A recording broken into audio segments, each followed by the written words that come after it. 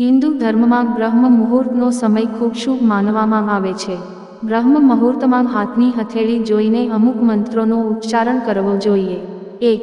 કરાગ્રે વસતે લક્ષ્મી કર મધ્યે સરસ્વતી કરમૂલે તુમ ગોવિંદા પ્રભાતે કર દર્શનમ. બંને હાથની હથેળીઓ જોડીને આ મંત્રનો જાપ કરો. 2.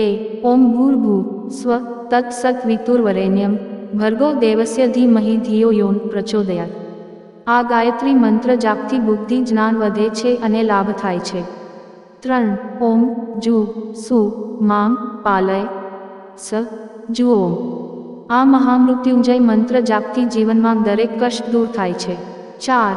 ઓમ મહાલક્ષ્મી નમઃ. આ મંત્ર જાપથી માતા લક્ષ્મીની કૃપા બની રહે છે, ખર્ચ ઘટે છે અને રોકાયેલા નાણાં પરત મળે છે.